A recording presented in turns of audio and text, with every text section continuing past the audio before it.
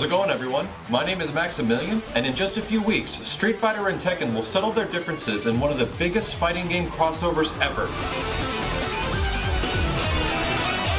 Join us today as we cover the unique system mechanics of Street Fighter X Tekken and break down the many options of using meter with this new gameplay system. You're watching episode 2 of Crossover.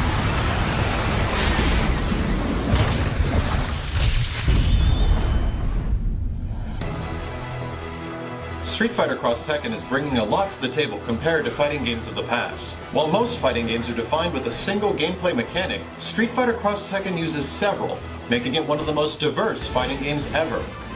But in order to take advantage of those system mechanics that could win you a fight, let's take a look at these individually to better understand what's going on in the inner workings of Street Fighter X Tekken. The first, and feature you'll likely be seeing the most, is called Cross Rush.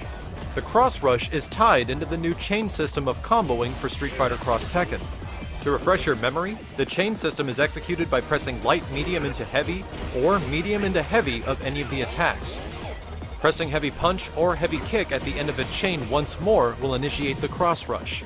The Cross Rush will send your opponent into the air with your teammate following right behind as you switch places, and is easily one of the safest methods of bringing in your partner.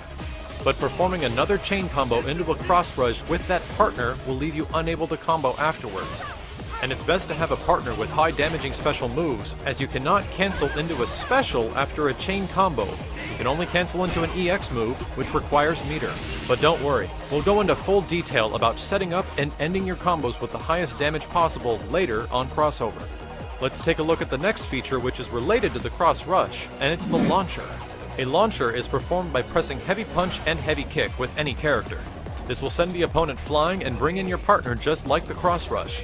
But the launcher does not require the chain combo beforehand and has a unique property. The lower and middle portions of your character are actually invincible when performing a launcher. This can make for some extremely tricky close quarter mix-ups. But if you guess wrong and your opponent chooses not to low attack, then you're left wide open and will eat some very serious damage. Using super arts also play a big role in doing damage. The command for executing a super art will be different for each character, and while they can be as damaging as their super counterparts in Street Fighter IV, super arts only cost 2 meters. But if you happen to end your super art in an extended combo, the damage will be much less. Those familiar to Street Fighter IV's multi-hit scaling will find this very familiar. Super arts can also not be special cancel, they can only be normal cancel. This means that executing a super art after doing a special move will not work, but you can cancel it from select chains, normals, and combos.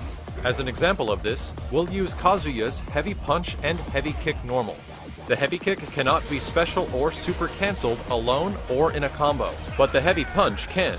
End your combo or chain with heavy punch and you'll be able to cancel into super. But there are ways of executing super arts without the use of meter. The next unique Street Fighter X Tekken system mechanic is called the super charge. And while you might be familiar with charge moves from previous games, it's much different here. To execute a super charge, you initiate the same motion you would use for that character's super art. But instead of pressing all 3 punches and all 3 kicks depending on the super art, you only press one and you hold it down to initiate the charge. After charging for about 2 seconds, your character will spark and you'll be able to throw out an EX move. And if you continue holding it after about 3 seconds, you'll get the full super art. The super charge can be useful because either throwing out the EX or the super art itself will not cost any meter. In many ways, this mechanic is an easy-to-execute method of pulling off super arts for non-experienced players. But for you Street Fighter veterans, the supercharge can be a gateway to some very interesting tactics. Since your supercharge for each character technically is a special move, it means you can normal cancel it. Ending a block string with a supercharge cancel can lead to some very interesting mix-ups, and can also give you an opportunity to bait out your opponent. You can also perform an EX supercharge by holding down 2 buttons instead of 1.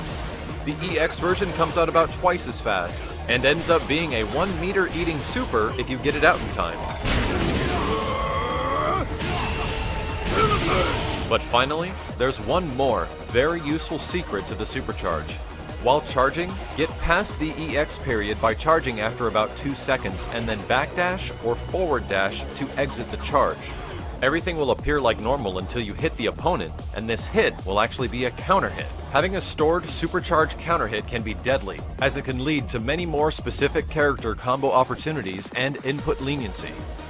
Next up, we have the cross art, which is a devastating level 3 attack that uses both of your teammates.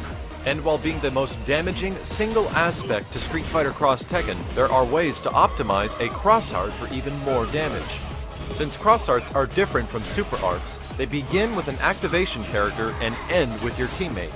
The activating character's cross art will be a unique attack, but the ending characters will more resemble that of their super art.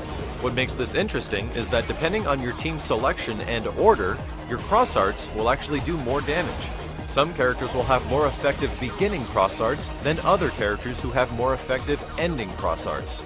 As a brief example, here's a team with 2 characters as they switch the roles of who begins the cross art and who ends the cross art. The organization of your team can play a very important role later on, since cross arts can do 400 to 500 points of damage depending on your team. I'll see you. But there is another lethal and tactical use for the cross art other than just doing damage. In the previous video, we mentioned this recoverable health that characters have once they take damage. If that character is not on point, they'll recover their health points in the background.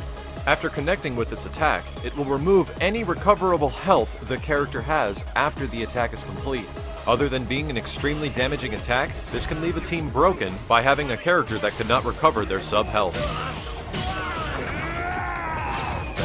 The cross assault is another method of using all of your super bar to bring in another character and execute damage. But this time, the character fights on screen with you.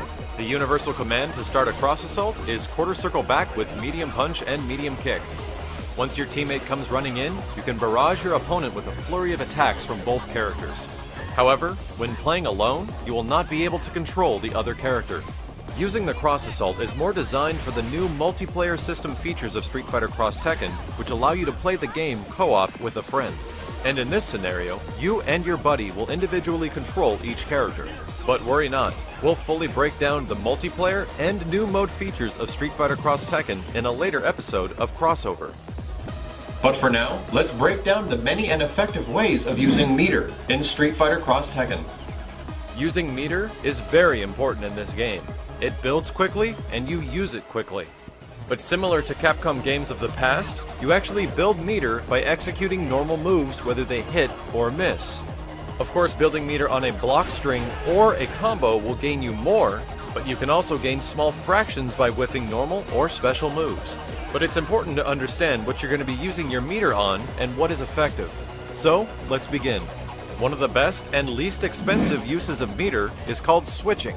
Switching is performed similar to the tag, by pressing medium punch and medium kick.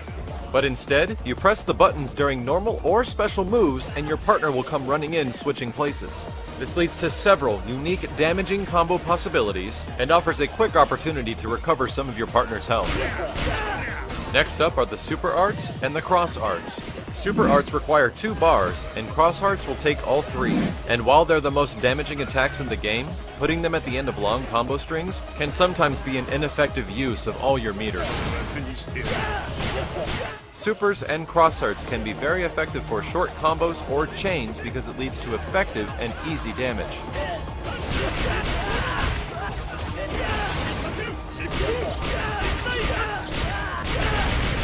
The cross assault will also use all 3 of your bars, but is best used for specific setups and situations.